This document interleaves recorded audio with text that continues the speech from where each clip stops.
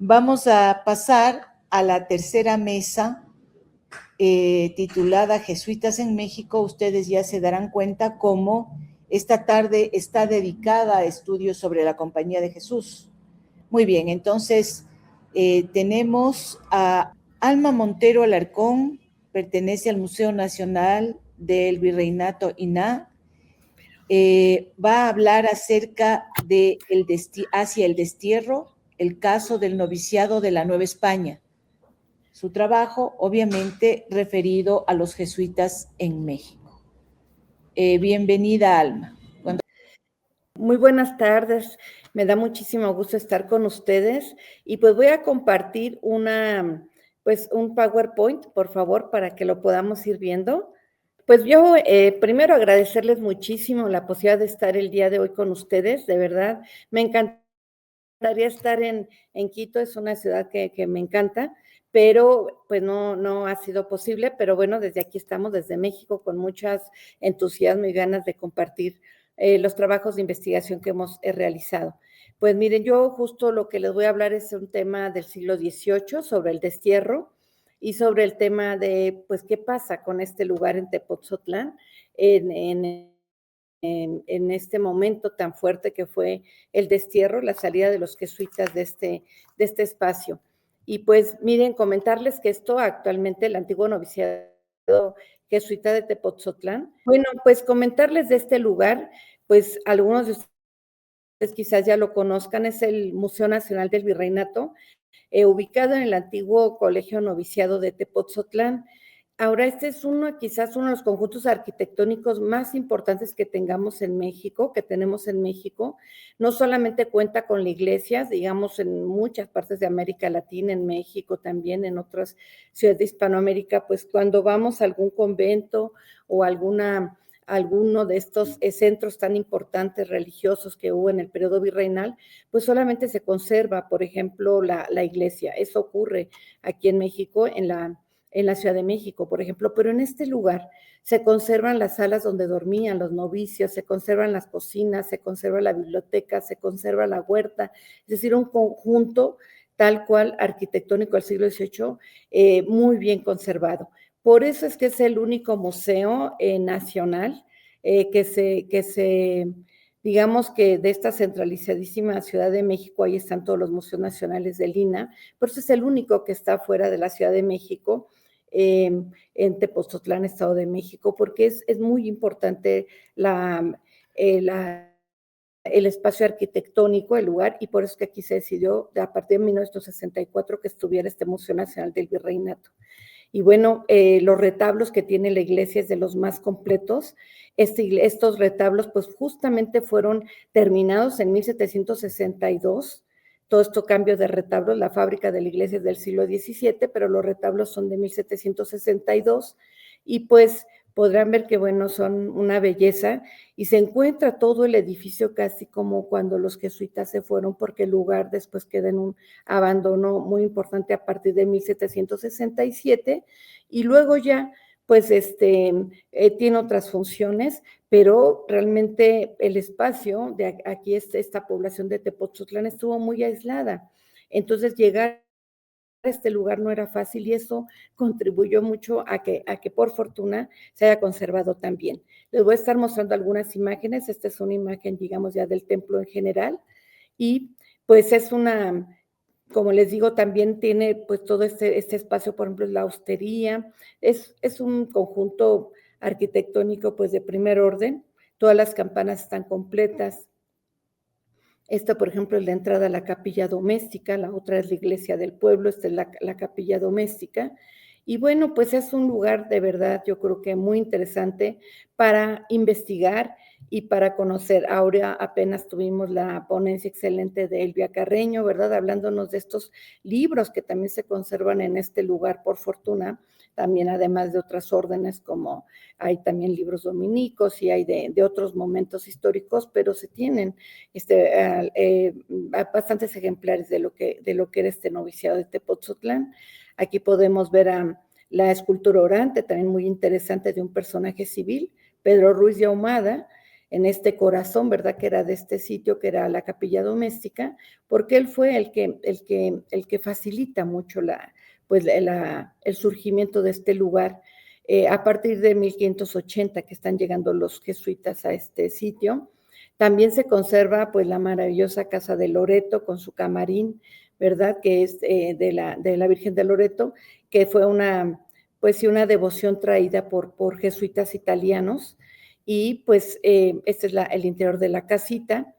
Y también, bueno, pues todo esto lo podemos ver aquí en Tepoztlán.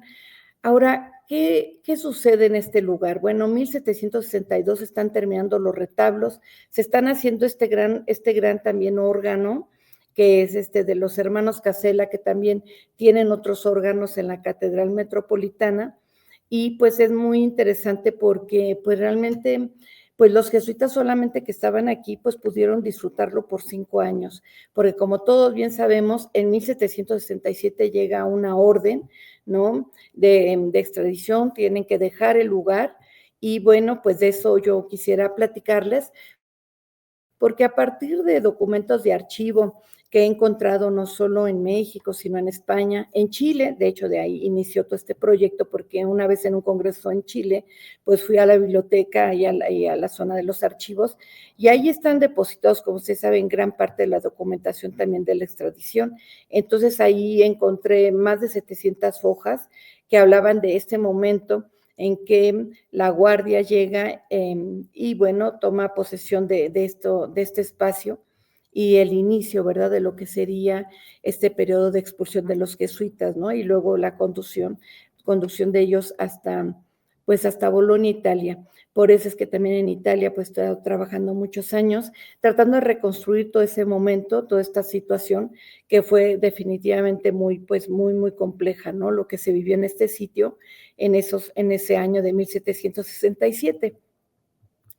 Ahora bien, también comentarles, hace poco tiempo, bueno, hace relativamente para la historia que tiene este lugar, pues hace poco tiempo, se recuperaron estos terrenos que están aquí adjuntos a lo que ahora se puede, como público visitante, conocer, y son muy importantes porque son los molinos Suchimangas, y están también muy bien conservados. Entonces ahora se está haciendo todo un trabajo de restauración para que se puedan abrir, pero realmente se habla también de que es uno de los hallazgos más importantes ahora toda esta investigación que se está haciendo en este sitio con estos grandes molinos, ¿no?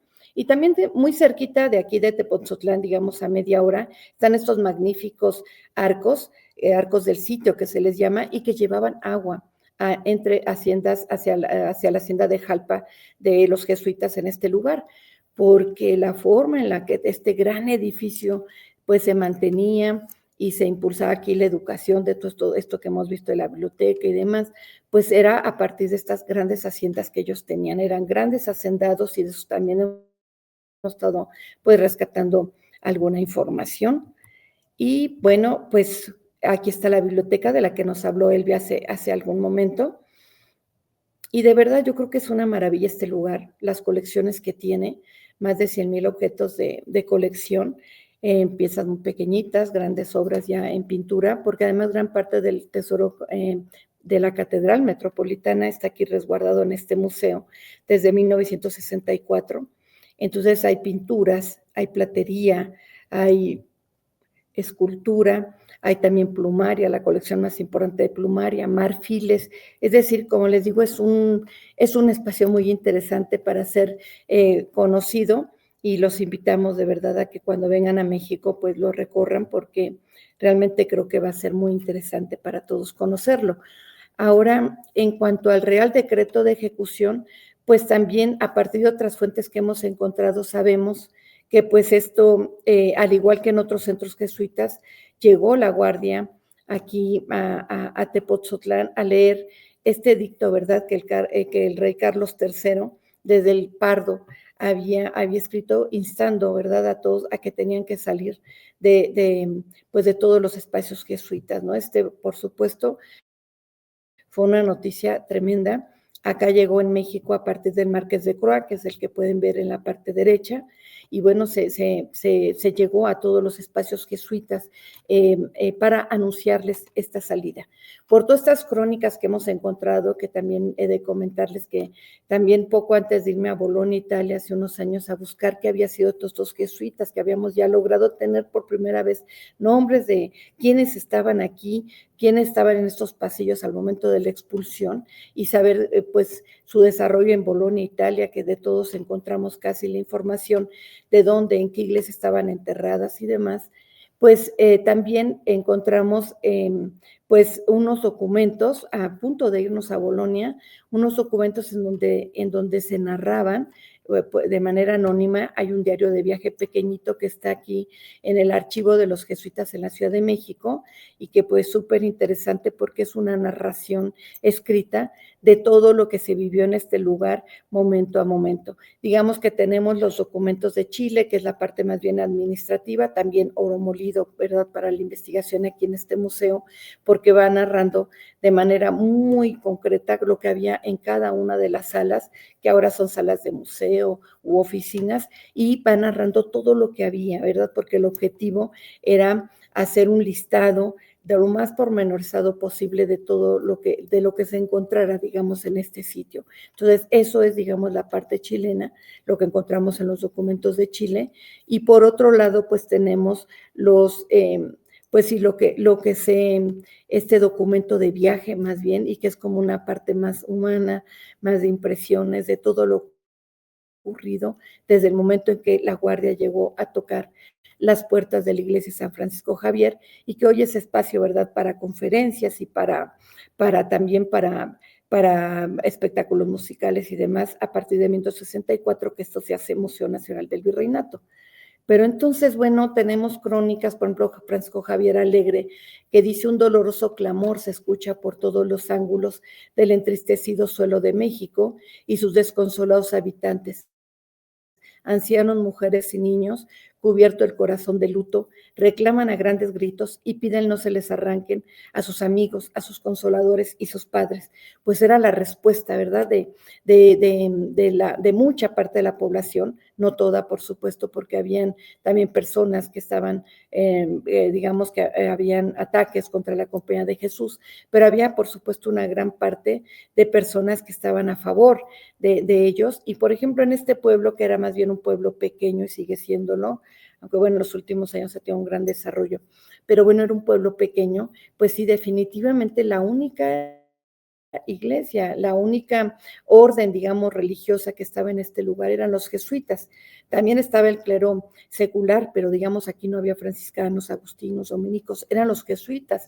Entonces estaban yéndose los jesuitas, y por supuesto que encontramos también pues este tipo digamos, de pareceres y de sensaciones, ¿no?, de la población ante la noticia de que se iban a ir. De hecho, por crónica sabemos que lo primero que hace la Guardia al entrar aquí a este colegio es tomar las campanas, que todavía están aquí se conservan, se preservan, para que no se diera toque, no se alertara a la población de lo que estaba sucediendo. Y aquí, en este espacio, que era la capilla de casa, la capilla doméstica, ahí es donde Villarroel, que era la persona encargada de leer este decreto, pues reúne, ¿verdad?, toque de campanilla, a todos los integrantes de aquí, que eran 76 personas que estaban en este edificio, entre novicios, sus profesores, e incluso el Seminario de San Martín, que es para niños indígenas caciques, que estaba en otro espacio aquí, digamos, muy cercano a lo que era este colegio noviciado de Tepoztlán, para que aquí se reúnan, y aquí es donde se les lee el decreto, en este mismo espacio. Y pues bueno, ahí también tenemos a otro personaje importante que encontramos en documentos que desde Italia está escribiendo. Él era un novicio al momento de que llega este dictamen, ¿verdad?, que tienen que salirse, este decreto de expulsión. Y Rafael de Celis, Después es quien hace un catálogo muy interesante en Bolonia, con los maestros ya muy viejos, algunos de ellos ya no recordaban bien, muchos de las tenían ya problemas de Alzheimer o de otros problemas, senectud, pero él se dio a la tarea de hacer un catálogo muy importante de todos estos religiosos. Por ejemplo, el gran constructor de estos que les mostré apenas de los arcos del sitio, él lo va a ver a Sobrino y dice, lastimosamente Sobrino ya ha perdido mucho su memoria, ya no recuerda, ¿no? Pero fue un trabajo muy interesante el que hizo Rafael de Celis en la zona de Bolonia y algunos espacios de ahí cercanos buscando estos jesuitas, ¿verdad? Ya en el destierro italiano. Y entonces Rafael de Celis nos dice, por los años de 1767, en que apenas contaba con 19 años de mi edad, me hallaba en un lugar llamado Tepoztlán, empleado en no hacer mal a nadie y amaestrándome para hacer bien con el tiempo a muchos. 2 años y 4 meses llevaba en esta escuela, cuando improvisadamente un orden superior, intimado el día 25 de junio, hacia mí como a los nuestros y demás escolares, nos puso en movimiento, debiéndonos aparejar para muchas correrías por mar y tierra, ¿no? Entonces, justamente, pues es lo que estamos, lo que está ocurriendo. Ya les presentaré más adelante, pero hicimos también pues varias publicaciones con toda la información recabada en estos archivos, en fuentes bibliográficas, 4 libros que publicamos y también se hizo un video con muy pocos recursos, pero creo que la verdad que quedó bastante bien sobre el tema de la expulsión de la compañía de este sitio, ¿no? Y bueno, fue un video en donde se muestra a Villarroel, ¿verdad? Aquí personificado por él, que por cierto, un actor también chileno, y bueno, y aquí se ve con compañeros que trabajaban entonces en el museo, ¿verdad? Haciendo un poco de guardia. Y bueno, para que el público entendiera, supiera más sobre lo que ocurrió aquí en este sitio, fue una exposición muy importante que se hizo aquí en el museo. Y bueno, creo que eso ayudó bastante a tratar de que el público asistente al museo conociera más de todo lo vivido por ellos. Porque estamos hablando no de un colegio más de la Compañía de Jesús en México, que los hubo y muy importantes, y que muchos de ellos ahora son pues las grandes universidades, digamos las universidades estatales en Yucatán, en Morelia, en Zacatecas. Las actuales universidades en esos lugares fueron anteriormente los colegios jesuitas que estaban ahí.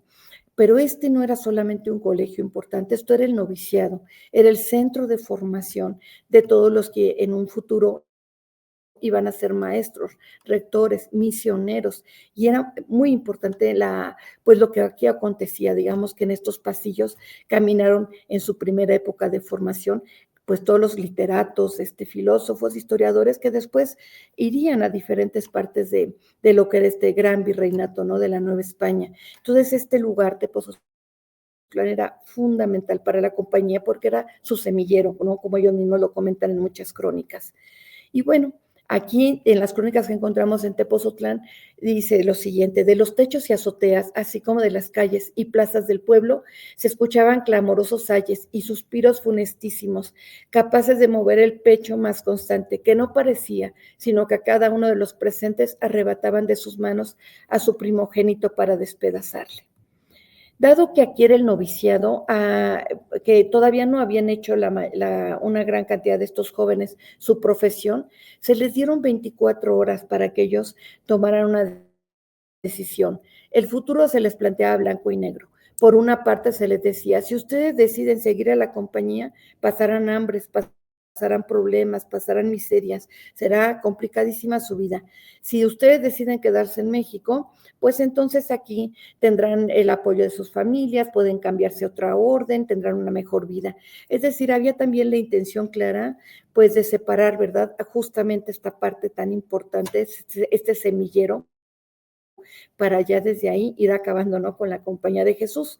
Pero fue muy interesante cuando por primera vez tuvimos estos documentos de Chile, donde vienen las firmas de cada uno de estos jóvenes que estaban aquí en este lugar, y en donde cada uno de ellos con diferentes palabras, pero van diciendo: con la Compañía de Jesús para siempre, con los jesuitas por toda la vida. Y bueno, fue muy interesante porque en ese momento la mayoría decide seguir al exilio.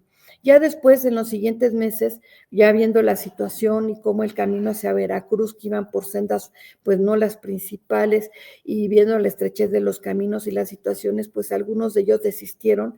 También sus familias, es interesante porque hubo, de los dos casos, hubo familias que, por ejemplo, atajaban en su camino a estos jóvenes para llevarse al hijo de regreso porque no querían que el hijo se fuera al exilio. Así hay un joven que encontramos de Veracruz, Alba, y pues la comitiva hacia Veracruz, porque ahí es el puerto de salida hacia Europa, fue durante el virreinato el punto, ¿verdad?, de salida hacia Europa, y van ahí de manera seguida y permanente diferentes miembros de la familia para que él se salga, ¿verdad?, de la compañía de Jesús, pero él no quiere.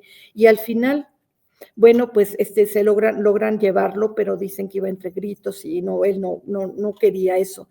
Y también tenemos el caso contrario, una estudiante que se llamaba Calderón, que él decide ya mejor no irse al exilio, pero sus padres, ¿no?, le dicen, tú has hecho un compromiso con los jesuitas y no solo es en las partes, en los momentos buenos, ¿no?, tú te tienes que ir. Entonces, toda esta situación tan humana, ¿verdad?, encontramos en este momento. No podemos generalizar, sino solamente viendo ya luego caso a caso cómo se fueron sucediendo los acontecimientos. Y bueno, ellos tenían que irse, ¿verdad?, por Veracruz, como les digo, digamos que México tenía dos grandes puertos, uno que daba la salida hacia España, que era el puerto de Veracruz, un lugar importante donde estaban sedes de las principales órdenes religiosas y donde todo el comercio hacia Sevilla, hacia Cádiz, bueno, pues de ahí salía, y el otro que estaba en el Pacífico, que es Acapulco, bueno, es otro tema, pero es justamente toda esta entrada, ¿no?, de productos del Pacífico hacia América, y luego de aquí, pues se iban pasaban por todo el territorio con arrieros y se iban a Europa. Pero entonces, pues allá llegaron estos jesuitas, y bueno, hicieron este viaje desde lo que es Veracruz hasta Italia, ¿verdad? Primero llegaron a Puerto Santa María en España, y bueno, de todo esto nos hablan tanto los documentos estos que les comento de las crónicas, ¿verdad?, que encontramos, sobre todo este libro de viaje tan interesante. Y bueno, pues fue complicadísimo este viaje porque además iban en una nave pues de por sí en aquella época, ¿verdad?, la navegación era muy compleja, habían posibilidades de ataques de piratas o había posibilidad de hundimiento de los barcos. Muchos de ellos no conocían el mar, ¿no? En eso también la crónica es muy, muy interesante en ese libro que encontramos, en ese libro de viaje. Pero entonces, pues sí tienen varios momentos de crisis, porque la nave está a punto de naufragar, y entonces ahí la crónica adquiere momentos pues muy, muy fuertes, en donde se comenta, uno reza el Padre Nuestro, otro el Ave María, aquel grita, aquel corre, ¿no? Y realmente es un libro, pues ahora ya publicado, pero es una crónica muy fuerte pues de tratar de verlo, la dimensión, ¿verdad?, humana de todo esto que se vivió en esos momentos. Ellos llegan a Bolonia, ¿no? Pues que es una ciudad además también muy importante de Italia, culturalmente muy importante, pero llegan deshechos realmente, ¿no? Y ellos entran, sabemos también por las crónicas, que entran por la puerta Zaragoza. Y por fortuna, Bolonia conserva gran parte de sus murallas y conserva dentro de esa muralla la puerta Zaragoza. Ustedes saben que otras ciudades europeas las han perdido, y uno a veces ahí en París o en algunos otros sitios, pues a veces hay una placa que por aquí estaba la muralla, pero ya no la vemos. Bueno, en Bolonia todavía está esta puerta por donde llegaron los jesuitas de Tepoztlán, ante la mirada pues atónita, ¿verdad?, de gran parte de la ciudad al inicio, y luego ya con el reconocimiento de muchos de ellos, porque en Archivos de Bolonia, en el Arquigimnasio, que luego les muestro una imagen donde ahí hay gran parte de estos archivos de todos estos desterrados de toda América, pues también se habla ahí de cómo ya después pues eran gente que pues como tenía un nivel intelectual muy alto, pues eran reconocidos, ¿verdad?, en Italia, y eran pues muchas familias los invitaban a pasar tiempo con ellos y demás. Hay que pensar en este espacio, en esta ciudad tan pequeña que a una hora uno la siente, pues no es una ciudad muy grande. Imaginarla que de pronto están llegando, ¿verdad?, no solo de México, sino de lo que era de Ecuador, de lo que era el antiguo virreinato de Nueva Granada, del Virreinato del Río de la Plata, o sea, ahí de España mismo, ahí se estaban concentrando, ¿no? Esta intelectualidad de jesuitas, y bueno, en la Casa de la Sapientia, ¿no? Donde ellos se reunían. Y bueno, en el destierro evocaban y reconstruían su América y le alzaron en páginas amorosas y sabias monumentos que desafían la posteridad. La gran mayoría dio a la imprenta los frutos de su ingenio y su saber, y por ello están plenamente incorporados a la historia de la cultura en este hemisferio, ¿no? Realmente sí hay mucho que publicaron, pero también es muy importante recordar y rescatar lo que hay ahí en Bolonia. Hay muchos documentos manuscritos, hay poesía, hay documentos que tendríamos, yo creo, sería muy importante pues darlos a conocer. Bueno, quizás una de las grandes obras de aquella época fue Clavijero, que escribe su historia antigua del México, ¿no? Explicando pues la gran importancia que tiene este lugar. Está la presencia de la Virgen de Guadalupe, ¿no? En una céntrica calle ahí de Bolonia. Se me está acabando el tiempo, perdón, también empecé un poquito más tarde, pero bueno, ya nada más quisiera comentarles que bueno, llega el momento, ya no solo es la expulsión, sino es la supresión de la compañía. Y esto sí fue un momento muy fuerte, ¿verdad? Por Clemente XIV, unos años después, 1773, llega este decreto, y ahí sí yo creo que, bueno, ya es lo más fuerte que ellos pueden vivir, porque ya no pueden llamarse jesuitas y se destruye la orden. Ellos no sabían, obviamente, en ese momento que se reconstituiría. Y el gran clavijero que se había permanecido callado dice, ¿qué pensarán los siglos venideros de la destrucción de la compañía? Lo que el más grosero pueblo no ignorará jamás es que hubo jesuitas, que ellos ocupaban la mayor parte de los colegios con una reputación extraordinaria. El hombre parcial e instruido no tendrá en efecto alguna cosa que oponer a la compañía. Sí, la tendrá sin duda, pero nada ciertamente que pueda ni con mucho merecer su destrucción. Y en ese escrito también Clavijero dice, remontémonos, vayámonos al siglo XXII, tiempos tan lejanos como nosotros de los templarios. ¿Qué pensará la gente en esa época? Muy interesante toda esta mirada de él, ¿verdad? Como historiador. Y rápidamente, ya para terminar, esto es el Arquigimnasio, lugar que está lleno de documentación de estos expulsos jesuitas que no paraban de escribir, ni de pensar, de reflexionar, y ahí están muchos de sus maravillosos escritos. Y también esta es la iglesia de la Magdalena en Bolonia, en donde podemos también encontrar a varios de los jesuitas, ahí están enterrados. Y yo creo que es así porque ahí era el noviciado también de los jesuitas. Entonces, muchos de los jesuitas están enterrados, de aquí de Tepoztlán están enterrados ahí. Fueron muy amables, ahí también las personas que pudimos seguir también registros, ¿verdad? Escritos, por ejemplo, pues de Gran Urbiola, que era el rector al momento de la expulsión de los jesuitas aquí en Tepoztlán. Y bueno, con toda esta información pudimos irnos también a otras iglesias donde están otros enterrados. Perdonen, aquí ya voy a pasar muy rápido. Todos estos lugares son donde ellos, ahora donde están. Y tenemos también, miren, este es el documento que les digo, bellísimo, sobre la crónica, un diario de viaje, pequeñito, que seguramente alguien trae entre sus ropas, no está, es anónimo, puede ser de algún joven quizás, o de un maestro de Tepoztlán. También publicamos todos los documentos, esas 700 páginas con buscador de palabras y demás, porque hay ahí mucha información, no solo sobre el libro, sino sobre muchos otros temas, obras que se encontraron aquí en el lugar cuando la llegada de la Guardia, y también donde pues ahí tratamos como de ubicar, de resumir toda la información. Otro que también coordiné, así es de participación de varios investigadores de Hispanoamérica sobre estos documentos, y bueno, también se hizo una exposición sobre este tema, pues como era Jesuitas de Tepoztlán, no solo la sala de temporales se cubrió con el tema, sino realmente pues todo el espacio, ¿verdad? Todo el espacio pues tiene que ver con con la temática, ¿no? De los jesuitas en Tepoztlán. Y bueno, este es el padre Solís, el que me permitió, es el libro que les comento, esta crónica de viaje tan interesante. Y bueno, pues eso sería, perdonen la prisa, pero bueno, ya tenía el tiempo encima. Muchísimas gracias por permitirme participar en este encuentro tan importante. Les agradezco mucho.